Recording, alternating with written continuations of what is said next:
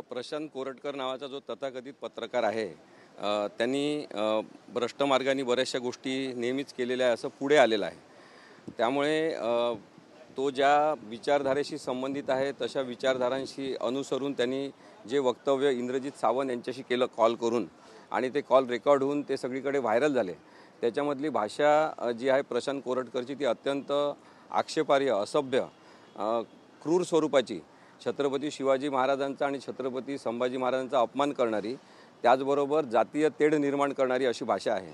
तुम्ही जर ते 2-3 पानं बघितले त्याच्या सगळ्या कम्युनिकेशनचे इंद्रजित सावंतला फोन केल्यावरचे, तर ते अत्यंत भयानक स्वरूपाचे आहेत।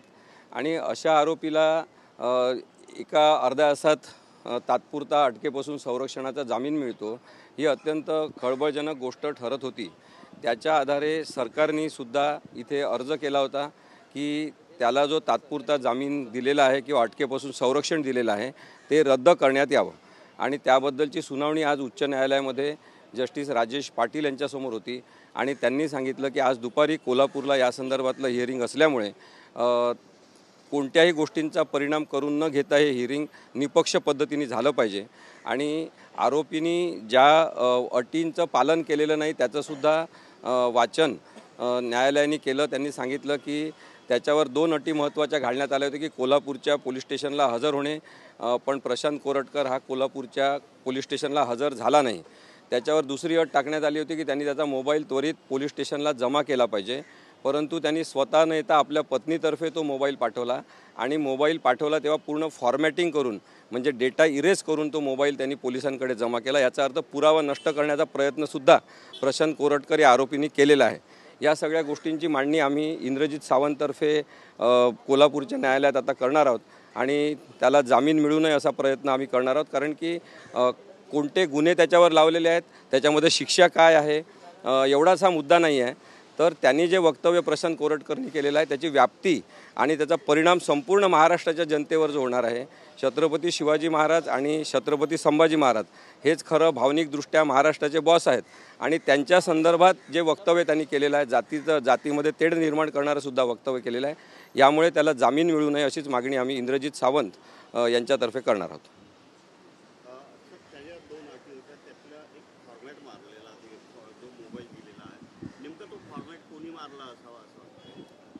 आपल्याला कोणी फॉर्मॅट केलं ते माहीत नाही, पण आता ज्या अर्थी तो मोबाईल प्रशांत कोरटकर याचा आहे त्यांनीच तो फॉर्मॅट करून दिलेला असेल। आता हा फॉर्मॅट करणं म्हणजे साधी गोष्ट नाही आहे, त्यासाठी काही काळ लागला असेल, त्याच्यासाठी ठरवलं असेल त्यांनी। आणि कायद्याच्या दृष्टीने पाहिलं तर मोबाईल फॉर्मॅट करणं, डेटा सगळा इरेज करणं हा पुरावा नष्ट करण्याचा प्रकार आहे। म्हणजे स्वतःवर जो आरोप आहे त्याचा पुरावा सिद्ध होऊ नये असं करण्यासाठी प्रशांत कोरटकरनी मुद्दामून डेटा इरेज केलेला आहे। एकीकडे आरोपी प्रशांत कोरटकर हा सातत्याने सांगतो की माझा आवाज मॉर्फ केलेला आहे। आवाज मॉर्फ केलेला नाही। आता मी तरी प्रशांत कोरटकर याला ओळखतो, तो IBNमध्ये काम करत होता तेव्हापासून, तो त्याचाच आवाज आहे नक्की हे मला माहिती आहे। आणि म्हणजे मला व्यक्तिगतरित्या माहिती आहे त्याचाच आवाज आहे आणि तो म्हणतो की मॉर्फ केलेला आवाज आहे। आता मॉर्फ केलेला आवाज असेल तर मग स्वतःहून पोलीस स्टेशनला जाऊन त्यांनी स्वतःच्या आवाजाचे नमुन्याचे हे द्यायला पाहिजे होते की त्याची आवाजाची चाचणी व्हायला पाहिजे। या सगळ्या गोष्टी होऊ नये म्हणून त्यांनी डेटा इरेज केलेला आहे। त्यामुळे एखाद्या शातीर आरोपी बदमाश असलेल्या व्यक्तीप्रमाणे तो वागलेला असल्यामुळे त्याचासुद्धा संदर्भ आजच्या कोल्हापूरच्या हिअरिंगमध्ये आम्ही देणार आहोत।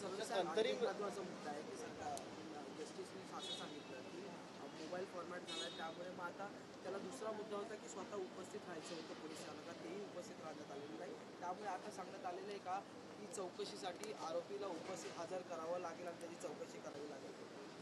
आता प्रश्न एवढाच आहे कोल्हापूरच्या कोर्टामध्ये की प्रशांत कोरटकरला जामीन दिला पाहिजे की नाकारला पाहिजे, परंतु त्यांनी ज्या कारवाया केलेल्या आहेत त्याच्या आधारे दिसते की प्रशांत कोरटकर हा जामीन मिळण्यास कायदेच्या दृष्टिकोनातून पात्र ठरत नाही। त्या माणसाचा जामीन रद्द केला पाहिजे। आता मला कळलं की तो काहीतरी मुंबईत आलेला आहे मध्य प्रदेशमधून, तसं असेल तर ती पोलिसांसाठी चॅलेंजिंग गोष्ट आहे। त्यांनी प्रशांत कोरटकरला आतापर्यंत अटक करायला पाहिजे होती। मध्य प्रदेशमध्ये तो इंदोरला आहे असं कळल्यावर सुद्धा त्याला अजूनही अटक झालेली नाही। त्यामुळे त्याला राजकीय संरक्षण आहे का हा सुद्धा मुद्दा महत्त्वाचा ठरतो। प्रशांत कोरटकरला हे माहिती आहे की अशा प्रकारचे जातीय तेढ निर्माण करणारे विधानं केल्यावर की छत्रपती शिवाजी महाराज तुमचे कुठे असते तर माहीत आहे शिवाजी पळून गेला असता, आत्तापर्यंत तो राहिला असता का, अशा एकेरी भाषेमध्ये अपमानकारक वक्तव्य करणं हे अत्यंत वाईट आहे।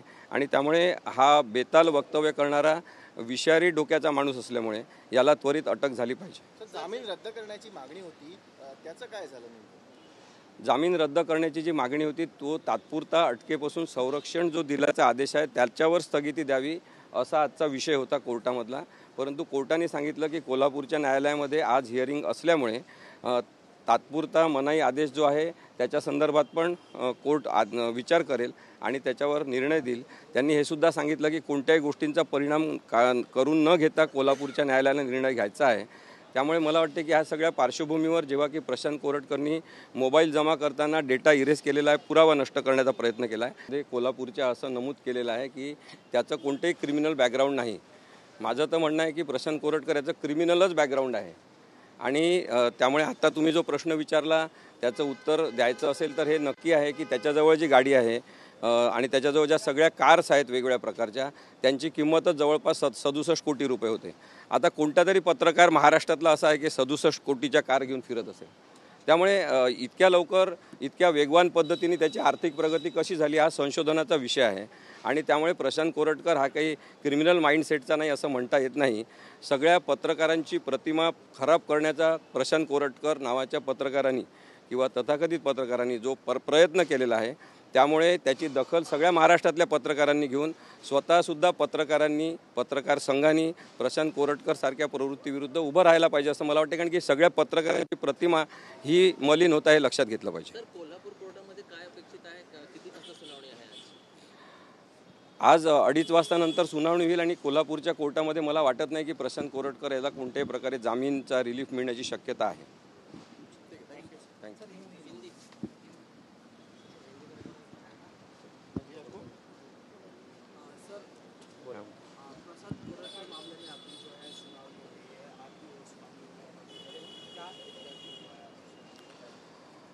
अरेस्ट से जो संरक्षण प्रशांत कोरटकर को दिया था इंटरिम स्वरूप का, वो संरक्षण निकालना चाहिए. वो ऑर्डर जो पास किया है कोर्ट ने वो सरकार पक्ष की बाजू न समझते हुए या कोई उन्हें अपॉर्चुनिटी नहीं दी गई. वैसे जो ओरिजिनल कंप्लेनेंट है इंद्रजीत सावंत उनको भी नहीं बताया गया कि इस तरह का एक एप्लीकेशन आया और आपका कोई कहना है तो आप कोर्ट में रख सकते हैं. सो प्रॉपर अपॉर्चुनिटी किसी को न देते हुए वन साइडेडली ये जो एप्लीकेशन डिसाइड हुआ है और प्रशांत कोरटकर को अरेस्ट से प्रोटेक्शन देने का ऑर्डर हुआ था वो ऑर्डर आज चैलेंज हुआ था हाईकोर्ट में. लेकिन हाईकोर्ट ने कहा कि जिला न्यायालय कोल्हापुर में ये प्रकरण आज प्रलंबित है और आज दोपहर के बाद उसके ऊपर हियरिंग होने वाला है. सो हम हस्तक्षेप इसमें नहीं करना चाहते, लेकिन कोर्ट ने इसका ज़रूर जिक्र किया है और रिटर्न में उसका नोटिंग भी किया है कि जो कंडीशंस प्रशांत कोरटकर पर डाली थी वो कंडीशंस उसने फॉलो नहीं की है. उसने मोबाइल का डेटा इरेज करके मोबाइल अपने पत्नी के हाथ से पुलिस स्टेशन में जमा किया है. पुलिस स्टेशन कोल्हापुर में प्रशांत कोरटकर के हाजिर होना चाहिए था, ये कंडीशन थी, लेकिन वो हाजिर नहीं हुए हैं.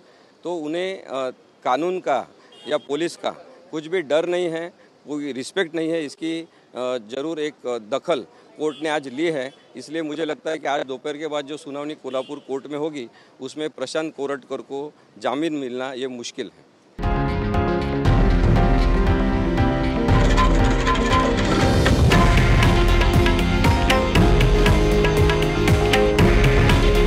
हे आहे देशातील नंबर 1 न्यूज नेटवर्क आणि आपण पाहत आहात TV9 मराठी.